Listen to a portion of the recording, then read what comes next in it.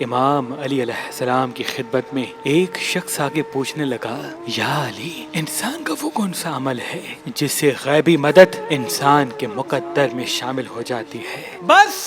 جیسے ہی یہ پوچھا گیا تو امام علی علیہ السلام نے فرمایا، اے شخص، میں نے اللہ کے رسول سے سنا کہ اللہ کی طرف سے غیبی مدد آنے کا سب سے بڑا سبب انسان کی زبان ہے۔ تو اس شخص نے پوچھا، انسان کی زبان، وہ کیسے؟ امام علی علیہ السلام نے فرمایا، اے شخص، جو انسان اپنی زبان سے اللہ کی کسی مخلوق کو تکلیف نہیں دیتا، سنبھل سنبھل کے بات کرتا ہے، کسی کا دل نہیں دکھاتا، تو اللہ اس انسان پر، اس کے گھر پر اپنے غیب کے دروازے کھول دیتا ہے، اور یوں اس انسان کے رکے ہوئے کام اچانک سے ہونا شروع ہو جاتے ہیں، اور اللہ اس کی آنے والی زندگی میں عزت، دولت، شہرت اور کامیابی کو لکھ دیتا ہے۔ لیکن جو انسان اپنی زبان سے اللہ کی مخلوق کا دل دکھاتا ہے، لوگوں کی تذلیل کرتا ہے، تو چاہے وہ کتنی بھی محنت کرے،